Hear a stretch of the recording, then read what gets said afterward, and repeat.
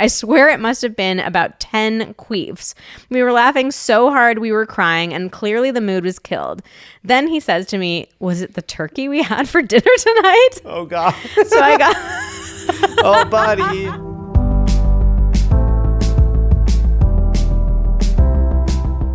Hello and welcome to the Pillow Talks podcast. We're your hosts, Vanessa And Xander Marin. I'm a sex therapist with over 20 years of experience. And I'm just a regular dude. We share the ups and downs in our relationship while giving you step-by-step techniques for improving yours.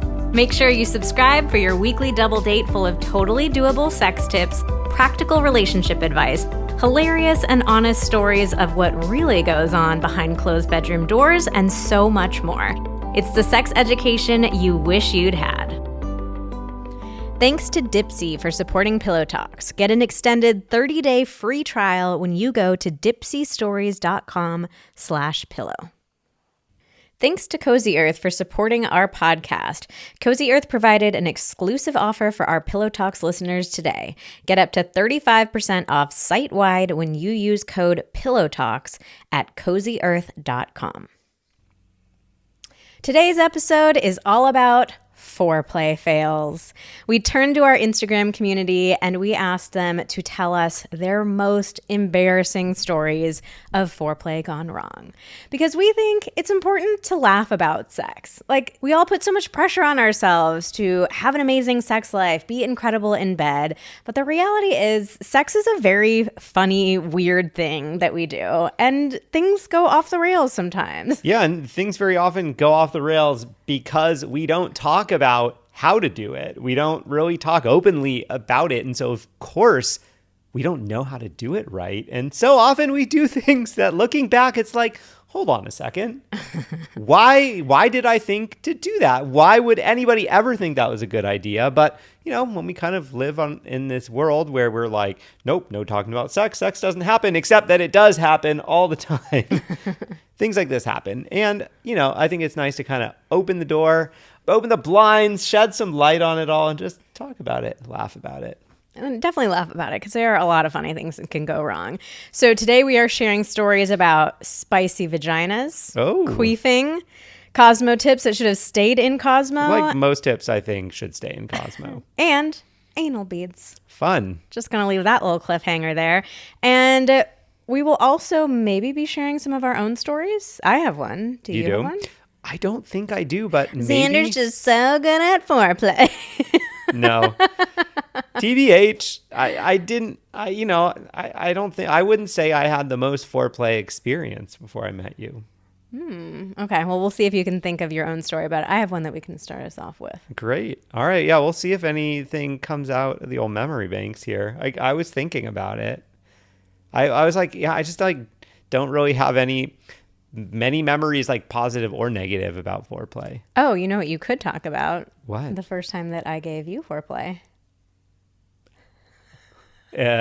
What happened?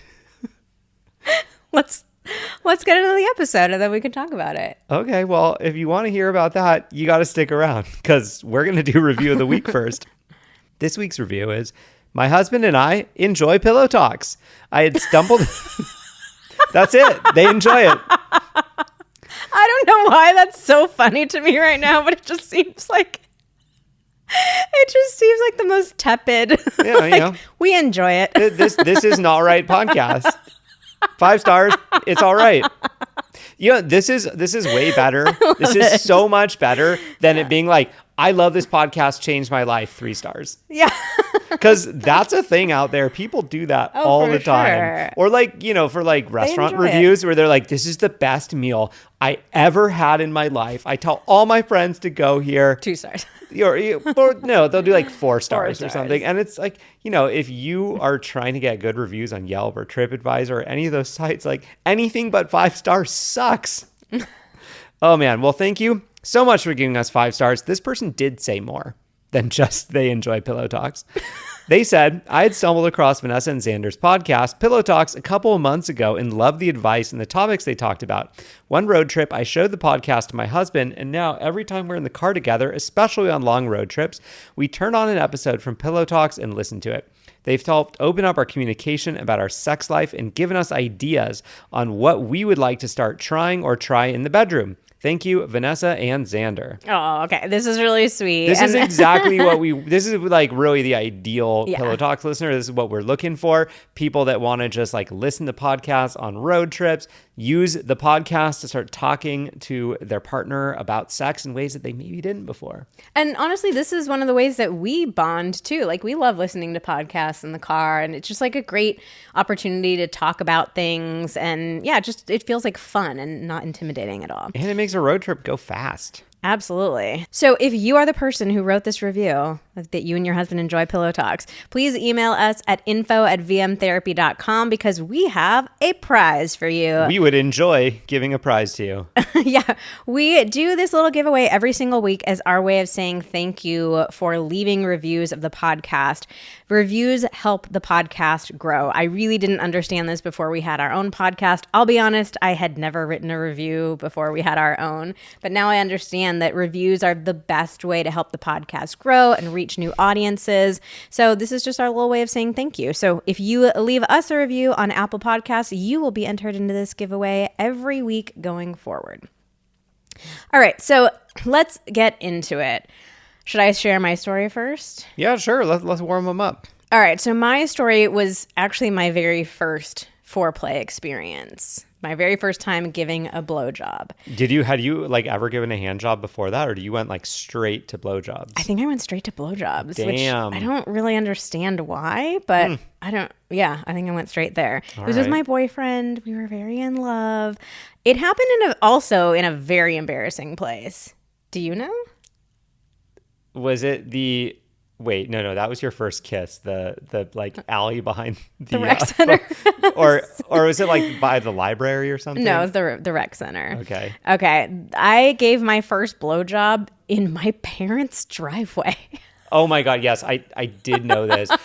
Yes, I forgot. I had so many questions about how this worked, like where exactly. It is not a private driveway, let me just say that. It's a shared driveway, and it's also like visible from within the house. This first boyfriend that I had, we were extremely dangerous about where we hooked up with each other. We were like obviously very horny little teenagers and like excited by the thrill of it. And like my parents were not one of those cool parents who'd let your boyfriend sleep over. Did you have friends like that? No, I feel like your parents probably would have let a girl sleep over. Oh, no, I don't think so. However, I did have a friend who had the cool parents where they didn't really care what we did all night long as we were like back home asleep by 6 a.m. And oh my God, that where was so not my parents. His mom would allow my mom to call his mom to check, is Xander going to be spending the night? And she would always give the old seal of approval. And then she would by 9 p.m., she and her husband, my friend's dad, would be asleep. And it was like they were asleep in the other end of the house. Like you could do whatever the fuck you wanted. That was not my parents. It wasn't my parents either. Okay, so yeah, it was not a very private location, very high likelihood of getting caught. And actually, we sort of did get caught, which I forgot to mention. We had a number of these like basically getting caught by my parents, but they didn't actually know what was happening. Like my dad walked out. It was nighttime, so it was pitch black. He like walked out and was like, "Vanessa, are you guys out here?" And he didn't see what was happening, but it was like he basically walked in on us. That actually happened other times too. Wow. Because, yeah, we were bad. We were reckless little teenagers. So I guess that part of the story is pretty embarrassing as well. My dad caught me giving a blowjob, but he didn't know, so I don't know. But the super embarrassing part of it was I didn't know what I was doing. Like this was my very first time doing it. I hadn't really learned what a blowjob, like how to give a blowjob. I've talked before about how really my only sex education was a stack of Cosmo magazines that I found. The college kids who lived next door were trying to get rid of them, and I found them, and it was like, okay, I think I'm figuring some things out. Cosmo magazine is a horrible sex education, especially in the 90s, but I really didn't know what I was doing, and so I got started. A couple of seconds passed, and my boyfriend very gently, very lovingly told me, "Vanessa, it's just called a blowjob. You have to suck." And that was your first experience with sexual communication. And hey, we wrote a whole book on talking to your partner about sex. And here you are, formative experience, formative age, the very first time it happens. You know what? Good for him. He said something. You took some feedback. It was embarrassing. It was hard. And you learned from it. And then I think I took it too far to the other extreme. Like, I was sucking really hard on it. Like, I was like, oh, okay, sucking, like, that seems intense.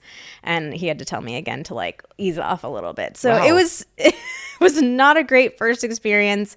I was very embarrassed. Very confused. Still to this day. Why is it called a blowjob? It should not be called a blowjob. There's no blowing involved. Why do we call it that?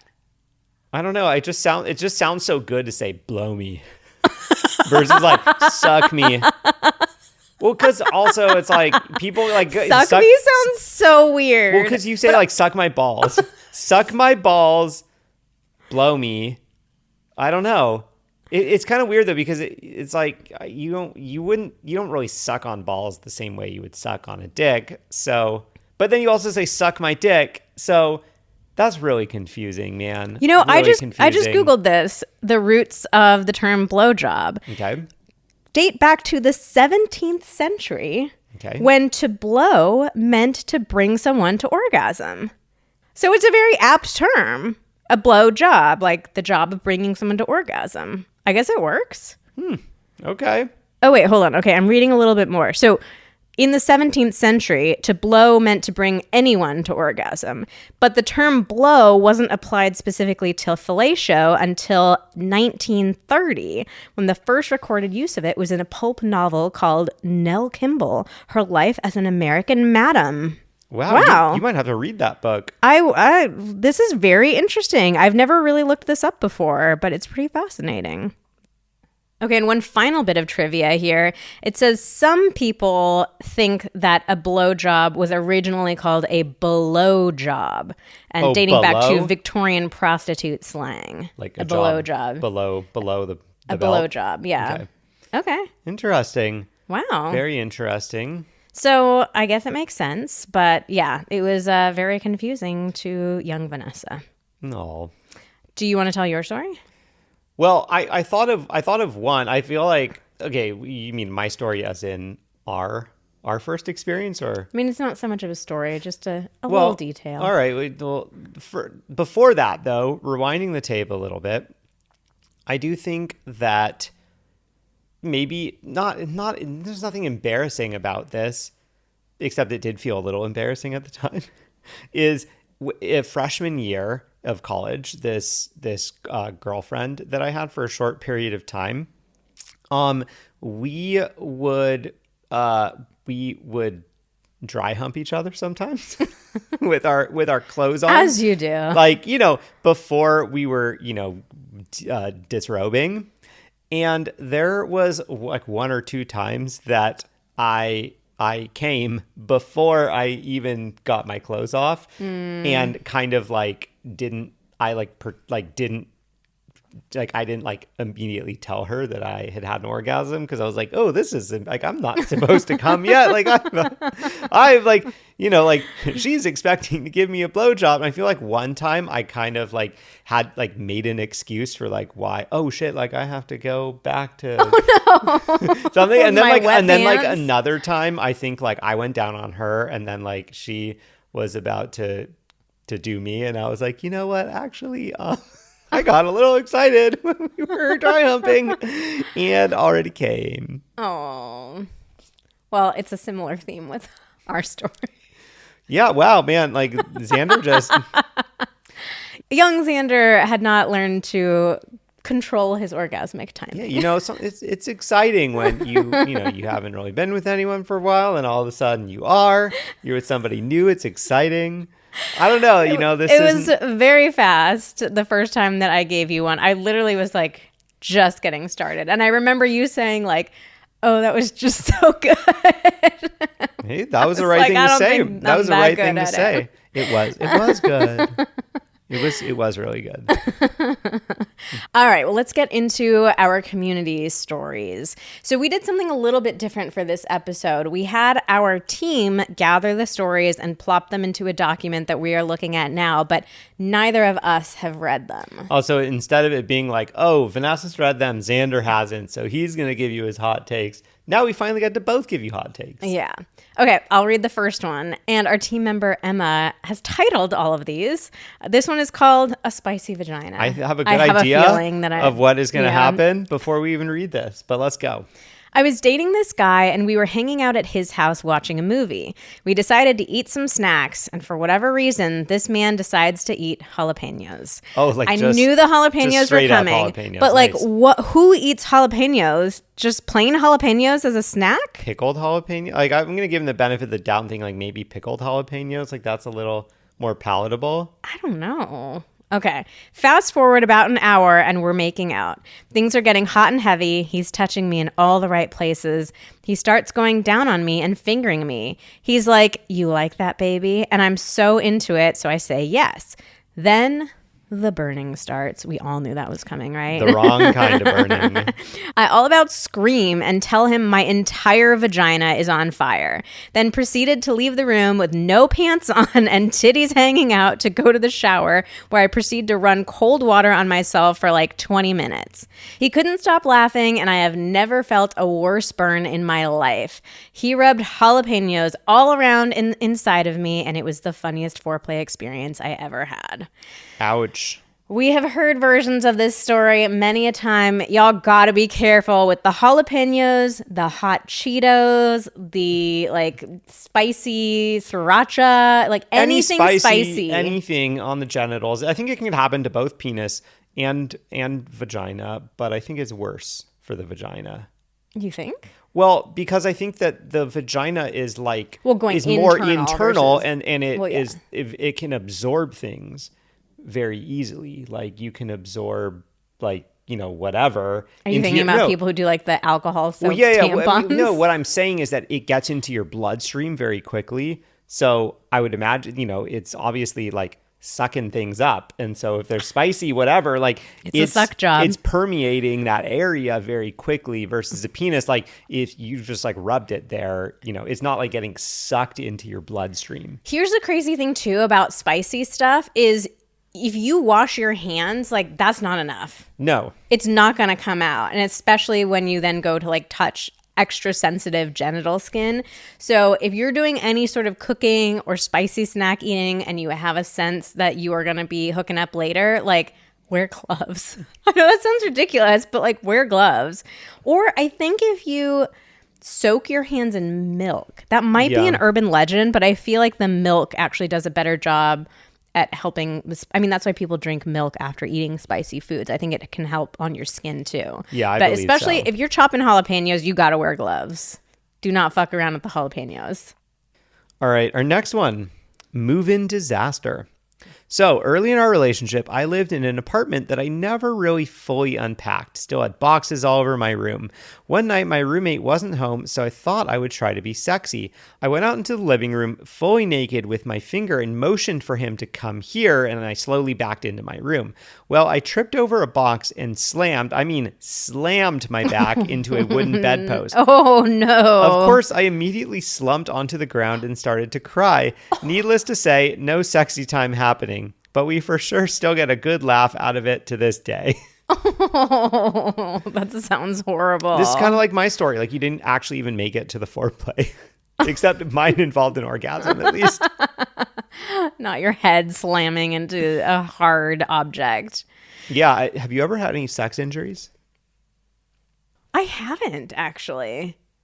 That feels weird. I feel like I should have had some sex. Yes, actually. Oh, you know what? And I gave it to you. You did recently. Well, kind of recently. A couple years ago. Number of years ago.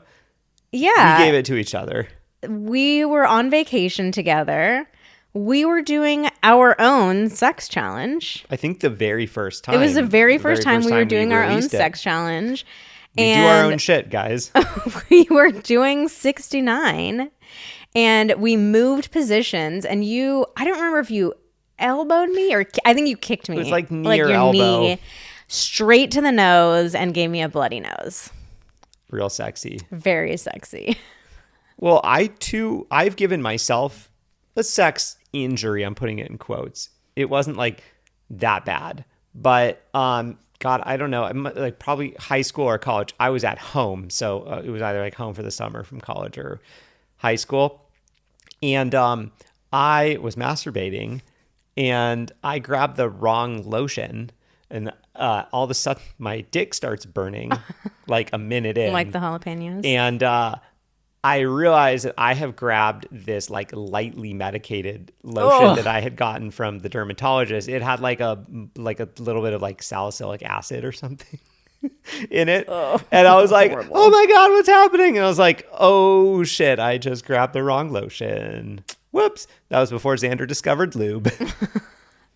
All right, here's our next story. This one is called Fleshlight, literally. When my husband and I were newly dating, he went down on me and forgot he was chewing gum. Wait, what? what? How do you forget you're chewing gum? Yeah. And how do you not get down there and immediately just not spit it out or like grab it and put it in your fingers? And There are so many opportunities. I'm confused already. I have never forgotten I was my chewing gum God. or just swallow it. He finished up and came up and looked alarmed and said, "Where's my gum? No! Buddy. No, you cannot do this." Oh my God. Okay. We spent several minutes with his phone flashlight all up in my vagina trying to make sure it wasn't up there.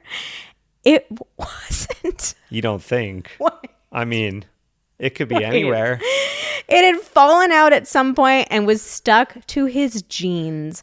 Probably should have checked some other places first before he was elbow deep with a flashlight in my vagina. Well, but the good I news have is... so many questions. But wait, the good news is he's way more familiar with her vagina now, and that's my a huge win for God. everybody. Okay, why is he wearing jeans when he's going down on her? Why is he chewing gum when he's going down on her? I am more worried about his gum chewing habits, honestly. If you are forgetting that you have gum in your mouth, you're somehow not able to know that you have gum in your mouth, you don't deserve to be chewing gum. I'm sorry. Okay, if you're going through the humiliation of somebody having to search your genitals with their phone flashlight, would you rather there be gum stuck in you or rather not? No, I'd rather it be stuck on their pants. But then it was all for naught.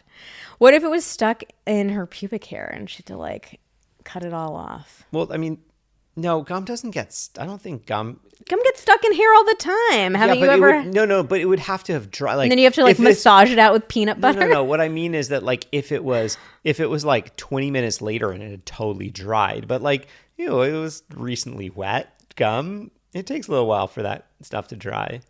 What are you talking about? Gum is extremely sticky. Yeah, I don't know. I've never had gum stuck in my hair. I did have a roommate my freshman year of college who came back to school from winter break, and he had like hair down to his shoulders. Maybe he was growing it out, and he's like, "I have like something embarrassing to tell you. I like somehow got gum stuck in my hair over break, and like I have this clump of gum in my hair and I can't get it out." He's like, "I've tried everything. I've done the peanut butter thing. I've done like, you know, trying to wash my hair with like olive oil and like various things.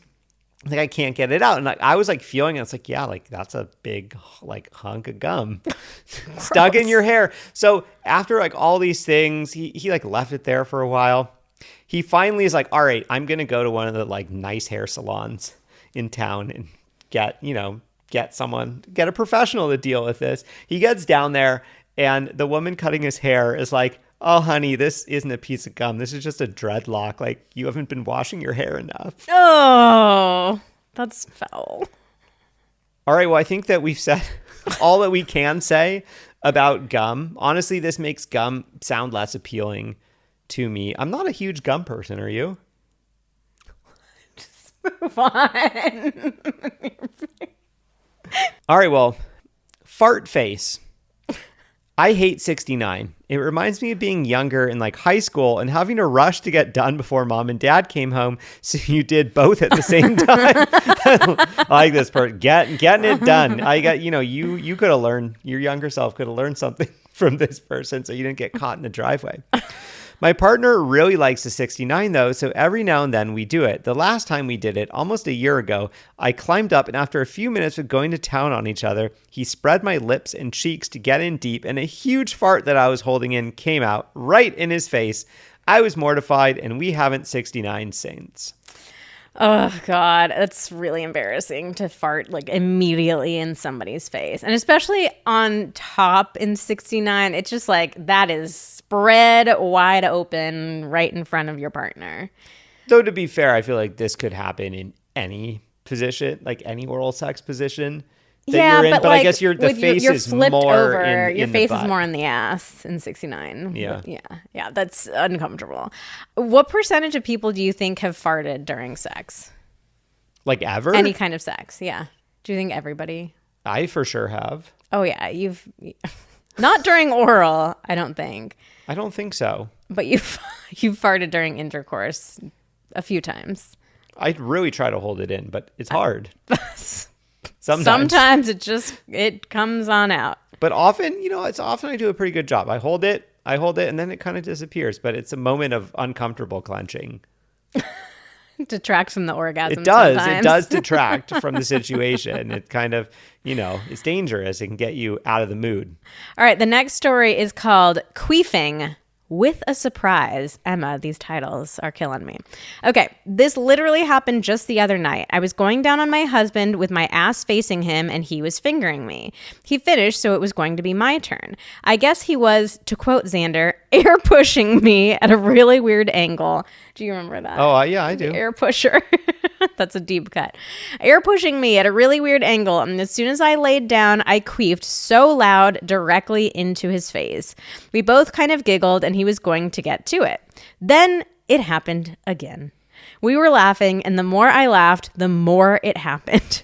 It's never happened that many times. I swear it must have been about 10 queefs. We were laughing so hard we were crying, and clearly the mood was killed. Then he says to me, "Was it the turkey we had for dinner tonight?" Oh, God. So I got... Oh, buddy. Oh, buddy. So I got to explain to him how queefing actually works. And as the air pusher, it was actually all his fault. So we had a great laugh and he learned something. Wonderful. All in all, we turned a funny fail into a connecting moment. Before we could even get dressed and while we were still naked and laughing, our 3-year-old came in. That's a great detail to end the story. Your 3-year-old probably heard all the laughing and it's like, hey, I want to join the party. Okay, so if you've never heard of the air pusher, this came from an episode that we did where we talked about, I think it was called like quirfing. Yeah, I came up with a new one. Don't look for quirfing. You're not going to find any episodes. How do you spell it? Quirf. Querf. Oh. I'm gonna save that in the back of my head and I'm gonna name something else quirfing. I think it was like queefing and squirting and something. Oh my. Yeah. So queefing is what happens when air gets pushed up into the vagina. It gets trapped because the vagina is a little cul-de-sac. So it gets trapped up there and it makes a squelching sound as it comes out. And so queefing is something that most of us women feel really embarrassed and ashamed of. But we made the point in that episode that it is actually the partner's fault. If you are the one pushing air up into your partner, whether that's with your fingers, a toy, your penis, like you are the air pusher. You're pushing that air up in there. Air's got to come out. Got to come out. So it's really your fault. But so we've had a lot of queefing stories, but I love that this one was like, it just kept happening over and over and over again. And bravo for you two for turning this into a learning moment. A teaching moment. I'm Get so to glad learn the truth about queefing. Yeah, I'm so glad that we got to be a part of this too. Yeah. Before we go any further, we want to tell you a little bit about our sponsors for this episode. First up, we have Dipsea. Dipsea is an audio app full of hundreds of short, sexy audio stories designed by women for women. And as a sex therapist, this app gets my seal of approval. I actually first heard about it through a client of mine who was struggling with low desire. And she came in one session and she said that she'd heard about this app. She was trying it out and she was really enjoying listening to these sexy stories. And so I checked it out at that point and was super, super impressed and have been recommending it to clients and friends for the last few years. So I'm really glad that Dipsea is now signed on to be a podcast sponsor. And I think the thing that strikes me about it the most is that so many people have just felt shocked by how big of a turn on it is to listen to sexy stories. You know, it's something that requires no effort. It's like a passive thing. You're just listening to this story, but it just can be so incredibly sexy, such a huge turn on, and can make a shockingly big difference in your desire. So knowing that Dipsea is doing an extended 30-day free trial just for Pillow Talks listeners, it kind of feels like a no-brainer. Like, why not give it a try and see if it ends up being a big turn on for you? So we also really love Dipsea here at Pillow Talks because they're just a very values aligned business, which is something really important to us too. They have stories for straight and queer listeners. They're radically inclusive, and 56% of their stories are voice acted by people of color. You can now listen to spicy audios by your favorite TikTok creators too. So they have actors, they have celebrities, now TikTok creators. It's like kind of fun to hear a voice that you recognize telling you a sexy story. New content is released every single week, so there's always something new to check out. And for listeners of the show, Dipsea is offering an extended 30-day free trial when you go to dipseastories.com/pillow. That's 30 days of full access for free when you go to dipseastories.com/pillow. That's dipseastories.com/pillow. Let's tell you a little bit more about one of our favorite podcast sponsors, Cozy Earth. They make the most unbelievably soft linens. And I actually just this morning, I got up a little bit early and I was just luxuriating in bed. I was rolling around in those sheets. I was feeling how soft they were. I was like, oh, this feels so good to have a nice, cozy, soft bed. We truly love these sheets so much. We have tried a lot of sheet sets. We're kind of like bedding snobs. Like, we want to have nice, high quality bed linens. We've tried a lot of different sets, and Cozy Earth is by far and away our favorite. And we're so excited that we have teamed up with Cozy Earth, and they are offering you 35% off. That's a huge discount when you use the code PILLOWTALKS at CozyEarth.com. Cozy Earth's best-selling bamboo sheet is temperature regulating and incredibly soft. Their luxury bedding is backed by a lengthy warranty, so you can try it out, make sure you like it, and if you don't, it's really no big deal. And their bedding collection offers a variety of luxury pillows, sheets, blankets, and so much more. We are such big fans of these sheets. We know you will be too if you give them a shot, and so we can't wait for you to try them out. Cozy Earth has provided an exclusive offer for Pillow Talks listeners today. Get up to 35% off site-wide when you use the code PILLOWTALKS at CozyEarth.com. All right, next up, thumbs down. In our early dating, my husband and I were getting hot and heavy, and he started to finger me.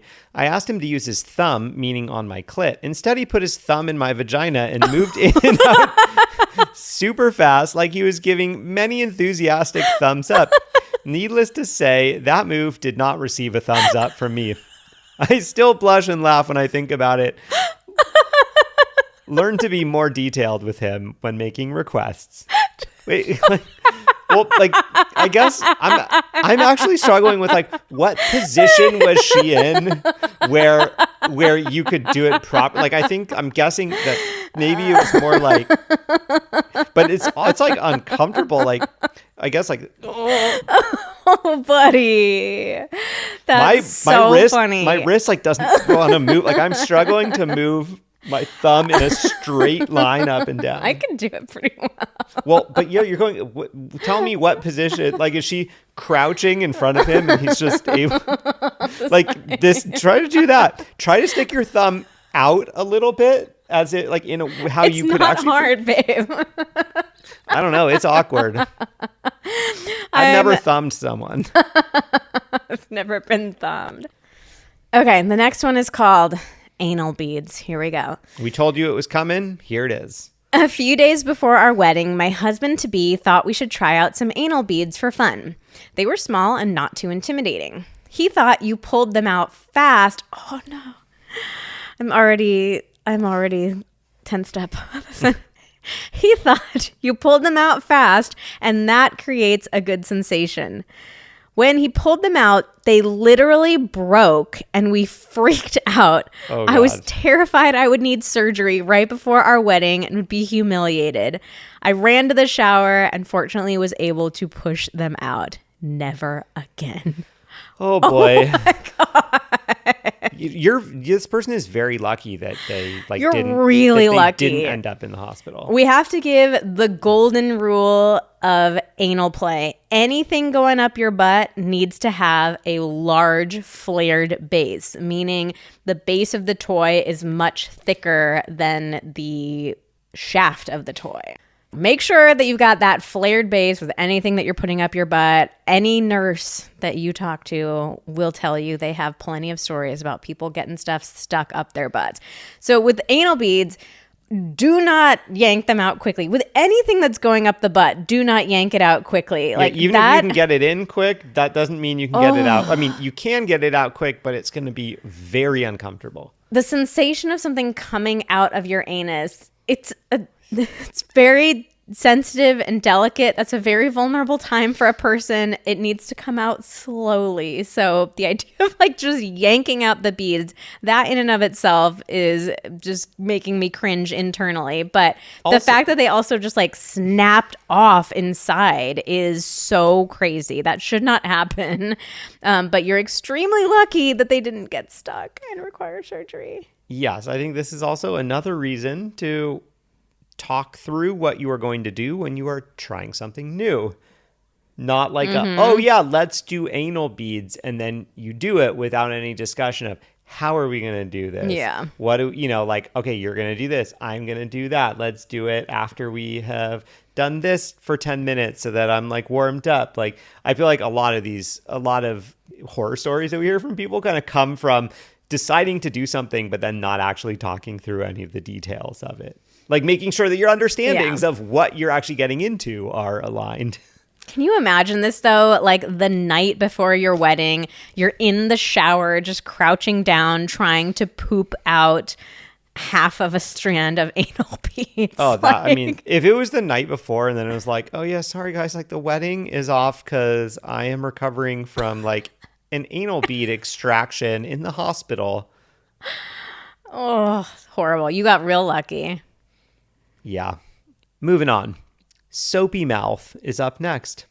So, my long-distance relationship and I were at a hotel, and she decided to give me a hand job. She grabs a tiny bottle of shampoo from the shower to use as lube. A few minutes later, she decides to go down on me, and in the heat of the moment, it doesn't dawn on either of us what she's about to do until she puts her mouth on my penis and gets a mouthful of shampoo. She immediately regrets it. Gross then, funny 15 years later. Oh. That is the tricky thing about moving from hand jobs to blow jobs is most lubes lubrication just do not taste good. You've got to be real careful. I think I've had that experience of using like actual lube and I didn't really think about it. And then it was like, like it's so lube tastes so terrible. Oh yeah, especially if it's like silicone based lube. Like horrible. At least like water based lube is easier to get. Like, no, it still tastes bad too. Yeah, no, I'm not saying it tastes better. What I'm saying is that water based lube is easier to like, if you have like a wet towel, like something like, you have a better chance of getting it off quickly. Silicone based lube is not coming off unless you like soap it off. Okay, here's our final story. It's called Thanks a lot, Cosmo. Thanks, Cosmo. I'm really glad that I'm the one reading this one because, oh boy, Cosmo did me dirty for so long. But we're also in business because of Cosmo. So thanks, Cosmo, for miseducating most Americans, most people around the world who chose to read your sex tips. We're here to clean up the mess. In my early 20s, I read in Cosmo that men liked it when you licked their armpits. So the guy I was dating and I were making out, and I was like, oh, I know what will turn him on. This sounds like such a Cosmo tip. It's just like, oh yeah, like he'll just love it if you sprinkle some pepper on his penis, or he'll just love it. Like, no, that's not what it was. Well, I mean, but that would his penis. No, that would totally be one that they would do, where it's like, yeah, whatever. Just like it was probably like Mad Libs at Cosmo. It was just like he will love it when blank. It's like, okay, cool. We just like grab one here, grab one there, mash it together. All right, cool. We got an article. The one you're talking about is an actual Cosmo tip that I read that we talk about in our book, Sex Talks, which is to sprinkle pepper underneath his nose right before he's about to come because it'll make him like have to sneeze and intensify his orgasm. First of all, that is not true. Like a pepper-induced sneeze is not going to make your orgasm more powerful. It's probably going to kill Second the orgasm. of all, can you imagine being on the verge of orgasm and I like reach over to the bedside table and I'm grabbing this fucking pepper shaker and just start putting it on your face? And also like you can't direct it to right underneath the nose. Like, it's going to be all over your fucking face. And you're just like, what is happening? I was about to come and now I have a face full of pepper. Yeah, thanks, Cosmo. What if it was a pepper grinder too? Somebody's like, I'm imagining more like grind. I'm imagining like the prep work behind this and more like super finely grated powder, maybe like white pepper that's like super fine. You have like a handful of it and you're like get a little on your finger and just kind of like it's like, you know, get it by the nose and you're like, ah. You're just like, how do you like sneak a thing of pepper into the bedroom and your partner's like, oh, honey, what's that on the bedside table? Like, are you having a snack later or something? Like, what's going on? Yeah, I don't know. Not a lot of thought went into the logistics of how that tip would actually happen. Okay, but back to the armpit tip. This actually was a tip that we tried out in one of our Smash or Pass episodes, the Foreplay edition one. I licked your armpit and you licked mine. And I think you actually did kind of like it a little bit. Yeah, it was fine. You said it was fine, so... Yeah. It's not that bad, Cosmo. It wasn't fine. one of your worst tips. Okay, wait, let's go back to this story. He was freaked out and confused. I, on the other hand, had never had such a crazy feeling. Instantly, my mouth was bone dry, all saliva gone. I started choking and coughing. He was wearing antiperspirant, and I basically just got a big lick of it so I could not produce saliva for a few seconds. It was the grossest experience, and that was the last time we made out. Thanks a lot, Cosmo. Damn. Yeah, when we did this, we were very careful that it was before anyone had put deodorant on because you don't want that in your mouth. Oh my God. All right. Well, those are our funniest foreplay fails. Thank you for all the brave people who submitted these stories. These were some very good ones. So thanks for making us laugh. And we have some exciting news for you. If you want to make sure that you don't have foreplay fails and instead have the best foreplay experiences of your entire life, we want to introduce you to our ultimate foreplay guides, which just got a major makeover. Yeah, so these guides are our best-selling, highest-reviewed guides. They have really become our flagship product, like the thing that we have become known for. And we have gotten so many incredible stories back from couples. So we love these guides, and we are always looking for ways to make them better and better. So we did something that I am so freaking excited about. We made a serious investment in these foreplay guides. We did. To the tune of $10,000. This is really important to us. We got the techniques in these guides made into custom illustrated GIFs.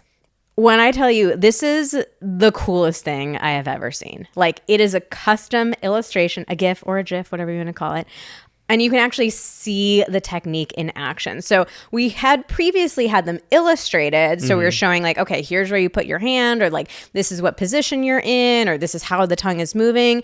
But we thought like, we could make this even better. Like, let's show you the actual motion. Because what we're all about here is this understanding that none of us have ever been taught how to have sex. And yet we all want to be amazing at it. So we made these guides as a totally shame-free way of teaching people these techniques that we all wish that we already knew. And not only that, like, it's not only the basics of like, okay, here's how to give a blowjob. It doesn't involve any actual blowing, but really like next level techniques. So yeah, it could even, it's not even it. Wow. Oh my God. Xander's brain just broke. I think we have to keep that in there. Sure. How many times did you just say I want to go back and count how many times. We don't need to know. We don't need to know. All I was going to say was that even if you already do have a pretty good idea of what to do, like these can give you an amazing refresher and maybe some insight into a couple new next level techniques that who knows might blow you or your partner's mind. And I will also just give you a little warning. Watching the gifts together is a little sexy. That's all I'll say.